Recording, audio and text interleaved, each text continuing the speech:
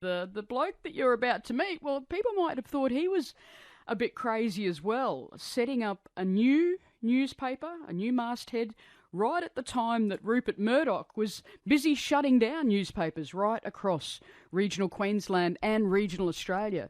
In total, more than 100 newspapers on the chopping block in that purge of June 2020, right about the time that Harry Clarke decided, no, I'm going to do the opposite. I'm going to open a local paper in my hometown. Harry Clarke, welcome back to Far North Queensland, having been a journalist here yourself once upon a time.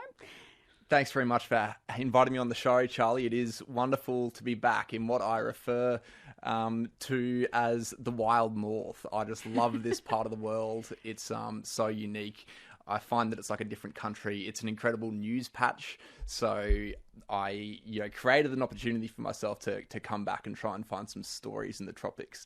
Thank you for your time. And it was once your old stomping ground. You worked for the Cairns Post, which was one of the regionals that were able to withstand the News Limited purge. You've also worked for A Current Affair and the Courier Mail, so you've been around the traps. What took you back home to Chinchilla? Well, for some time in my career, I'm only 33, so it hasn't, I don't sort of claim to be a veteran of the game, but I really wanted to go over to London and do some freelancing.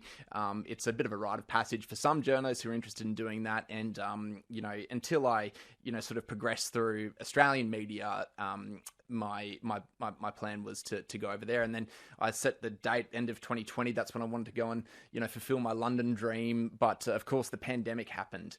So you couldn't leave the country. And in any case, I was ready for a bit of a change of scenery. So without having much of a plan at all, with London having fallen over, I decided to quit my job in television news in Brisbane. I returned home to Chinchilla, and the timing was fortuitous because, only weeks previous, as you said, the Murdoch press decided to close more than 120 rural and regional community papers around the country. One of those was the paper where I started my career, the mighty Chinchilla News, and that group of papers that I worked in, Dalby, Romus and George Charleville.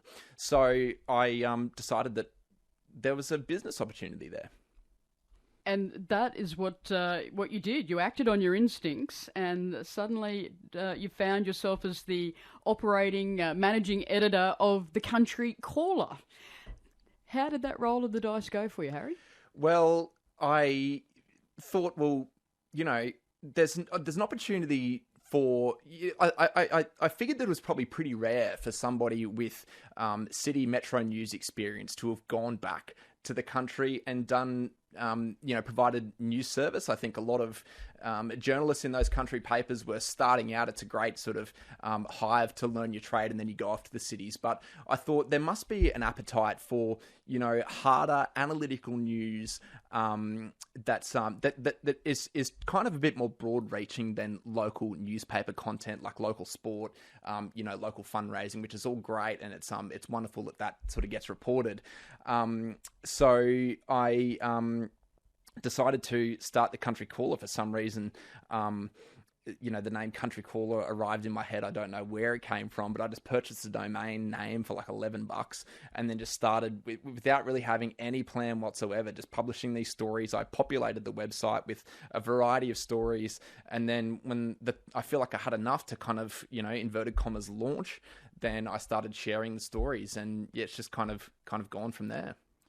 Arguably, Harry, you could say that there's never been a more important time for the ability to share local stories. It's one of the things that I truly love about my job here at ABC Far North. But in the newspaper context, how did you go about trying to be the country caller, and also that more analytical side that you're talking about, the deeper dive into stories around the town? It can be hard when you're walking down the street and you know the people that you're writing about, right? It does, and I should clarify that I never set out to replace the local paper. I thought early on that maybe I should try and have a printed edition of the Country Caller.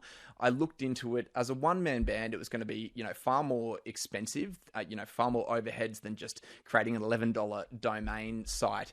And the logistics of circulating a paper, the printing presses are pretty chock-a-block at the moment. So it was just going to be a fair operation to have papers delivered to my region.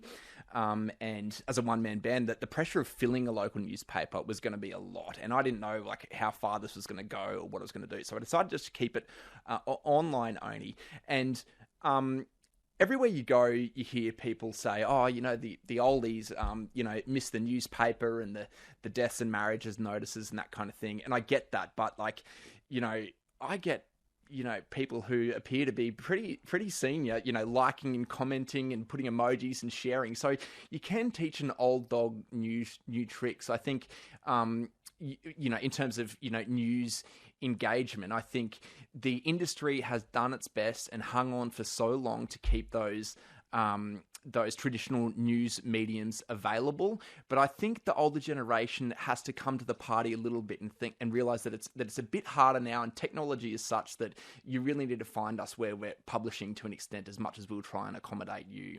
So the other advantage of having an online publication is it didn't restrict me geographically.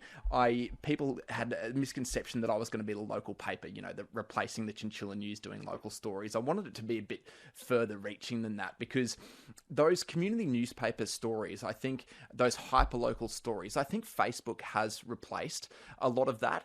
If you want to know how the junior football team went, or the local, RSL or the Rotary Club, raising money and donating, that's published on Facebook. If you're interested in what they're doing at that community level, you follow them on Facebook, and that's how you find out what kinds of things those are up to. I thought the gap for me was in harder news, in scrutinising and analysing, industry and industry development, regional councils, state and federal politics, where it's affecting people in the broader region, not just Chinchilla. Harry Clarke is talking to you about his experience as a journalist and founder of the Country Caller in his hometown of Chinchilla. And Harry, I wonder if, in terms of that online space, obviously the demand is there. We've heard a similar experience in our own region from Matt Nichols, who's gone about the Cape York Weekly in a similar online format, and the subscriptions have gone through the roof. So people are still very interested in being able to access local news. What's next for the Country Caller? We'll see. I have adapted the business model very recently, a bit of a leap of faith. I've built up a bit of a following. I've employed a couple of, really great journalists, one based in Toowoomba, one based in Brisbane, of course, still reporting on regional matters. And I've funded the operation through advertising sales. So putting up the stories, trying to get as many people looking at it as I can, while not ensuring that none of our stories is clickbait. I want the Country Caller to be somewhere where what you click on is what you get. Maximising the traffic that's generated from that approach, and then selling that to advertisers that we think are appropriate with the brand. The reality is where a lot of media has gone is subscription model. So asking the reader to chip in a few dollars on a monthly basis and try and make it a membership package. So we deliver a newsletter. The main product now is not the website, but the weekly newsletter, a curated document with all of the best Country Caller content delivered. So can we expect a Far North Queensland branch of the Country Caller anytime soon? Well, I don't have a branch or a bureau for the Country Caller. It's an all-encompassing, geographically unlimited publication, but I am up here in the wild north, as I call it, for 6 weeks trying to find stories that fascinate me, as this whole region does. And what about the future of the profession that you and I both set out in? I've got to credit the Central Queensland News in Emerald for my cadetship and my first chance in regional journalism. You have also had a similar path. What's the future for people that are like us, looking for a start in a profession where the opportunities seem far more limited? The opportunities still exist. A lot of those mastheads still exist. You've got great publications like the ABC, for example, which is obviously such a crucial part of the fabric of regional communities. As you know, they're always going to have these wonderful regional cadetships. I think a lot of the mastheads will stick around for longer than some people might think. The Cairns Post is still printing daily, and I think there's also going to be a lot more operations like mine. I know this is huge in America, and that's what I've used as a bit of a sounding board, but obviously that's a big place. It's a very robust, independent, emerging news media market, and I see that developing here as well. Harry Clarke, good luck with your venture, and enjoy the rest of your time in the wild north.